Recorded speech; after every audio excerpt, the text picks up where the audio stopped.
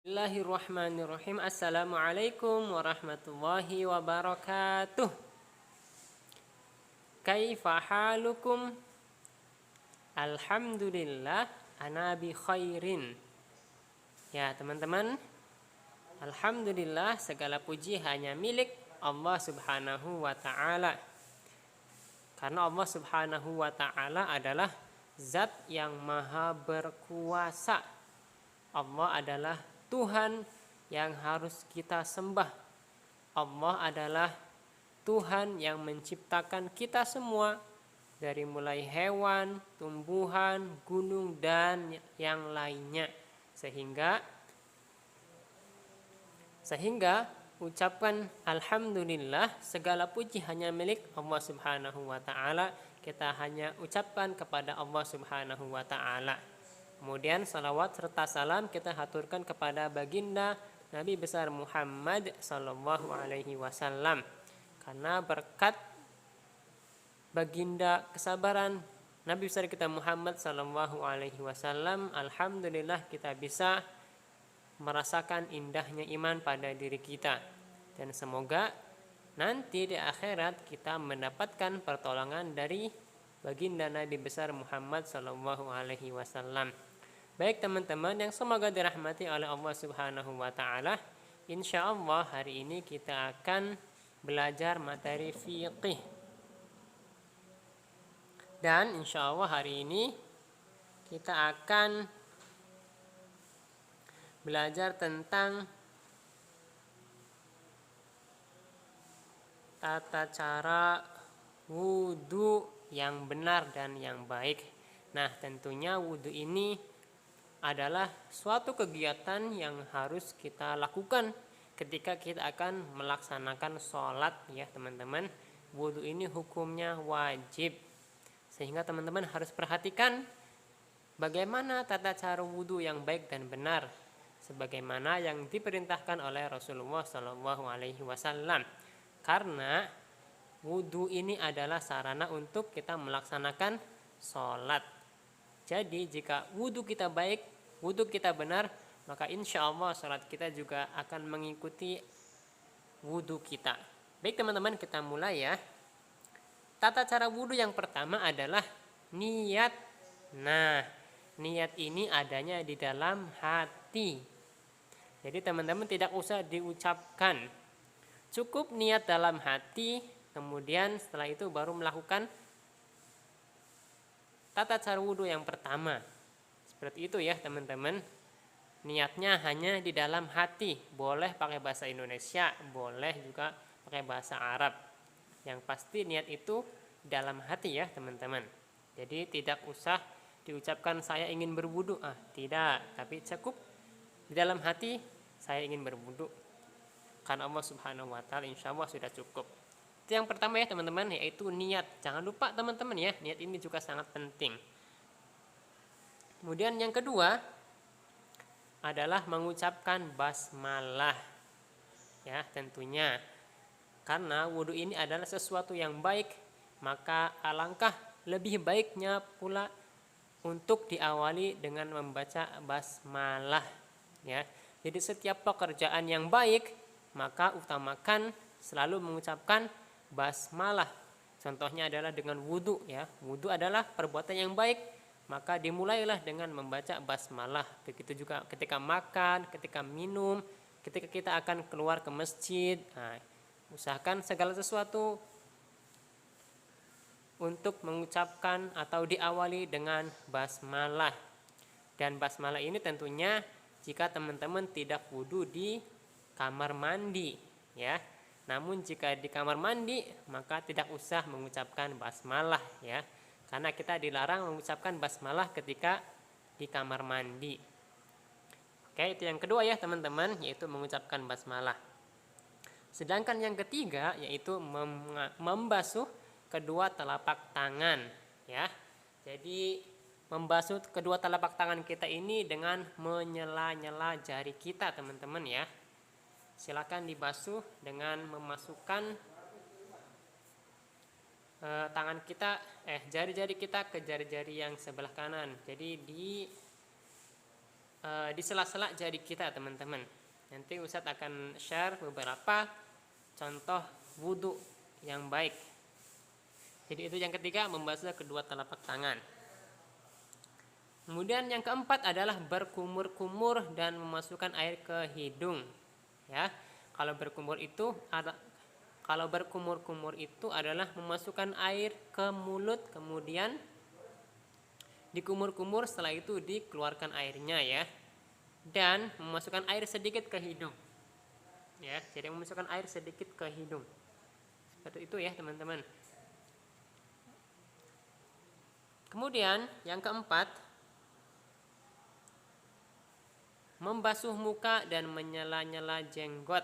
Nah, ini bagi yang punya jenggot ya, misalnya kakek kita, ayah kita punya jenggot, maka setelah membasuh muka dengan kedua tangan, maka diakhiri dengan menyela-nyela jenggot. Supaya apa?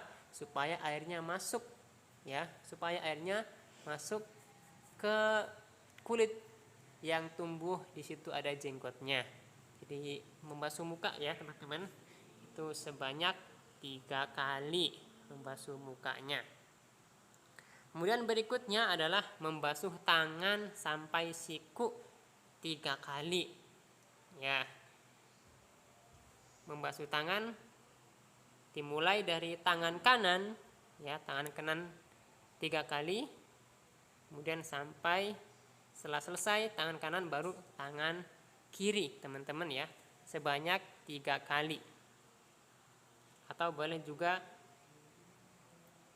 kanan kemudian kiri. Yang penting dimulai dari sebelah kanan.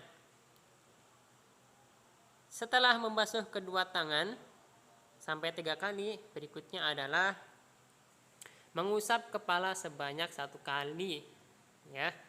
Jadi mengusap kepala dengan kedua tangan, kemudian nanti di akhir teman-teman mengusap telinga ya.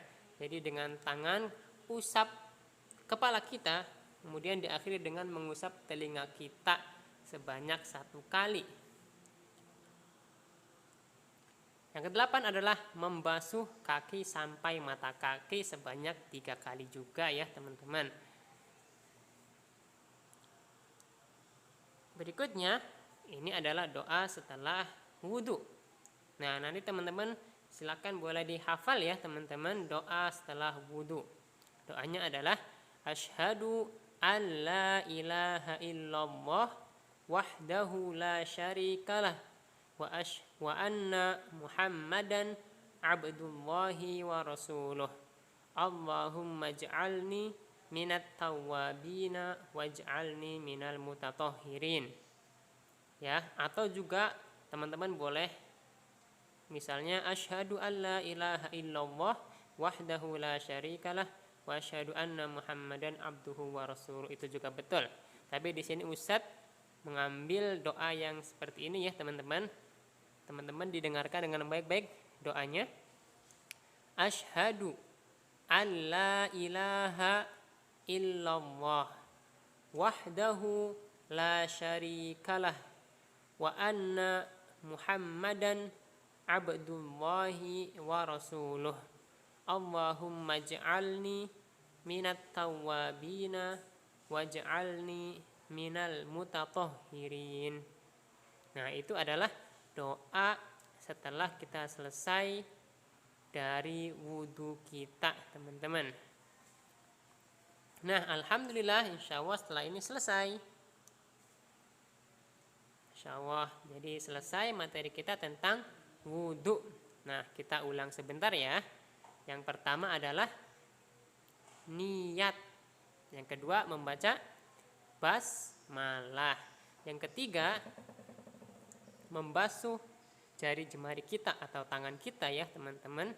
Kemudian berikutnya adalah membasuh muka kita sebanyak 3 kali sambil menyela-nyela jenggot kita. Kemudian berikutnya adalah membasuh tangan kita, tangan kanan dan tangan kiri sebanyak 3 kali.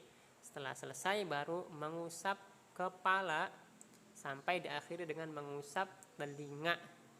Nah, setelah selesai, baru yang terakhir adalah membasuh kaki kita sampai mata kaki. Nah, teman-teman, setelah ini jangan lupa ya, tugasnya menghafalkan hadis. Ya, tugas menghafalkan hadis ini nanti dia berbentuk WWP bersama orang tua ya, teman-teman. Jadi nanti orang tua yang merekam dan membantu teman-teman di rumah untuk menghafal hadis.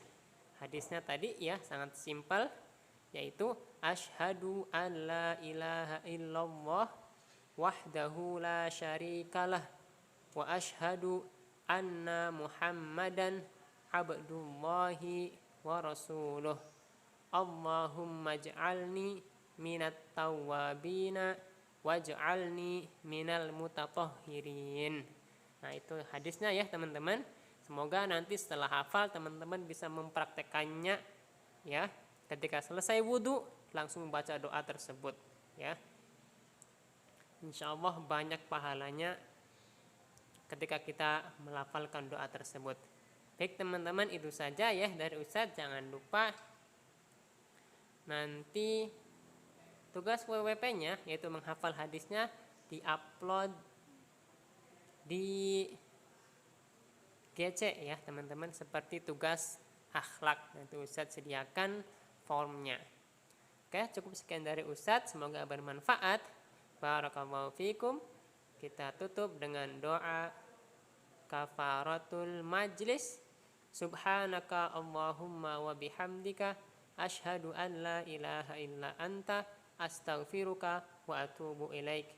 Wassalamualaikum warahmatullahi wabarakatuh.